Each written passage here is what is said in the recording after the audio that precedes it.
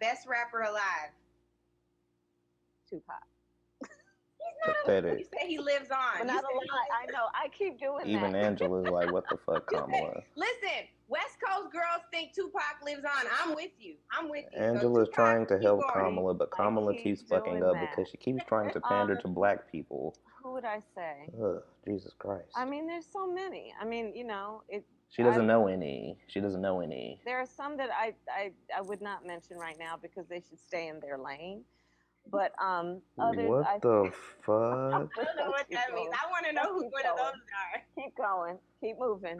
Okay, Keep moving, Angela. All right. I didn't. That was not supposed to be a Kamala, summary. you fucked up tremendously. So Kamala keeps fucking up continuously over and over again because she keeps trying to pander to black people and get these cool points that she so desperately wants and needs, but you don't have to artificially prop yourself up to be something that you're not.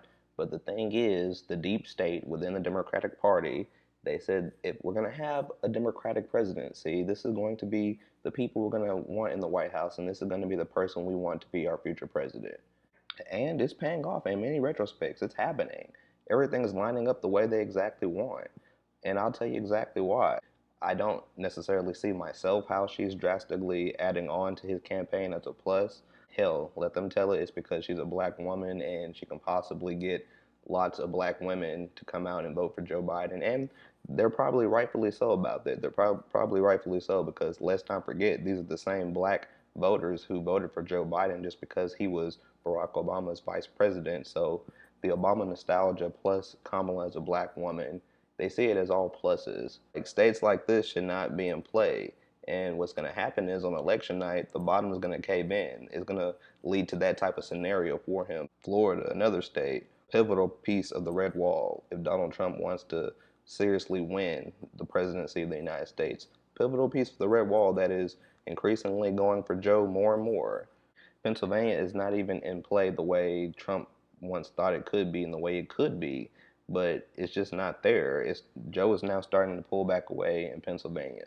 He's from Scranton, Pennsylvania. He likes to say that before every single speech. So now Joe is starting to pull away in Pennsylvania. Arizona, Joe Biden is maintaining a substantial lead there as well. This is what I mean. These are all key pivotal pieces of the red wall.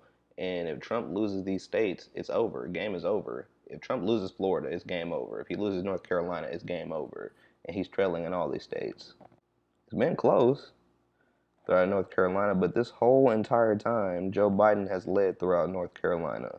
Donald Trump has never even led Joe Biden in North Carolina, so that's troubling for his campaign. That should be worrisome for his campaign. He has not led a single time in North Carolina throughout this whole entire time. Months.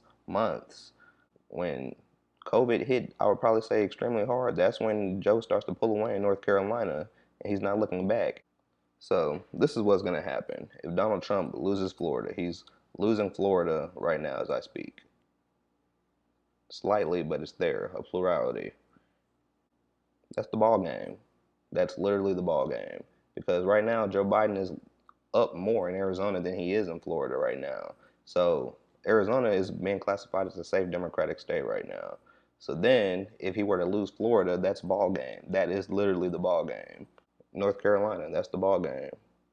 And I say all this because these states right here in the Rust Belt, these are some states that they're saying could possibly count their votes throughout the week. Votes will start to come in tallying for Joe Biden, putting him over the hump to win these states, to come out in a plurality, if not an outright majority in all these states. If his red wall starts to crack before he even gets to this part right here, because these states will come up for it first because they're on the East Coast. So, that being said, if Joe is winning in Florida, if he's winning in North Carolina, ball game is over in the Rust Belt region.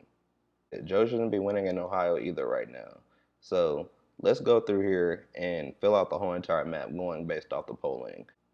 I can almost assure you, if Joe is winning in Florida and if he beats Donald Trump in Florida, this is going to turn into a blowout election for Donald Trump because that will begin to be the crack into his red wall. After Florida, North Carolina will go. And after North Carolina, Ohio will go. And then after that, the Rust Belt will go. Arizona will go as well. That will result in a blowout for Donald Trump. The most viable election scenario, I think, at this point in time. Like I said, Florida will come first, North Carolina will come after that, and then the Rust Belt region of the United States. But like I keep saying, if Trump loses in Florida, if he loses in North Carolina, that's the ball game. That's it. So that's how much of a pivotal piece Florida is for him. Now, if you're on the Trump campaign, if you're on the Trump team, this is the most idealistic map for you. If Trump can get to this part of the ball game, if he can get to this part of the ball game, he still has a legitimate shot at winning. I say that because he's won in Arizona before. That's a staunch Republican state, has been a staunch Republican state up until this point. And Mark Kelly is leading his opponent there, Martha McSally, the incumbent Republican in Arizona, by a substantial amount right now. They'll have 2 Democratic senators plus their electoral votes going towards Joe Biden. This is the most realistic map for Trump. This is the most realistic map for him. If he can get to this point right here, it will literally put all the pressure on Pennsylvania. And this is where, if you're in the Trump campaign, you hold this map. You hold it. He's not supposed to lose Florida. He's not supposed to lose North Carolina. He's not supposed to lose Ohio. If he can win in Arizona again because it's had Republican lineage, he's in play. Trump's in play. And it all comes down to Pennsylvania. But right now, Pennsylvania is being classified for Joe Biden, like I showed you. He's up far more in Pennsylvania than he is in Arizona right now. I just say that because Pennsylvania is slightly under 5%. It's at 4.8%, but Joe is starting to take off there now as we get closer to the election.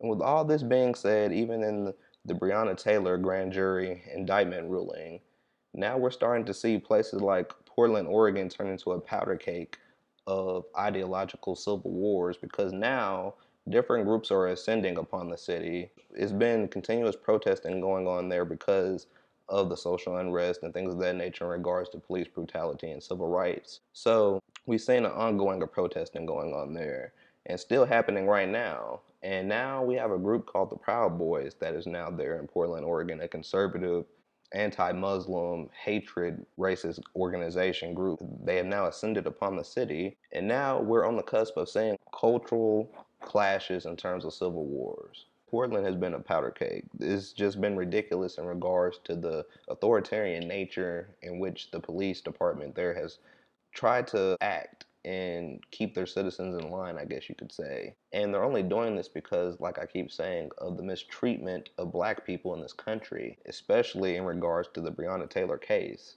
So that's the only reason why they're out here. But it's just been madness. Protesting peacefully protesting, but they come and bum rush people. I just got pushed into you. I just got pushed into you. What's your name? Yeah, what? Did your parents not teach you how to fight? Takes a gun like that for you, huh? Your pig sounds like a duck. All just for protesting for Breonna Taylor. That's what all this is about. And that's what it's all for. Because they want you to shut up and be quiet and just take what has happened to you.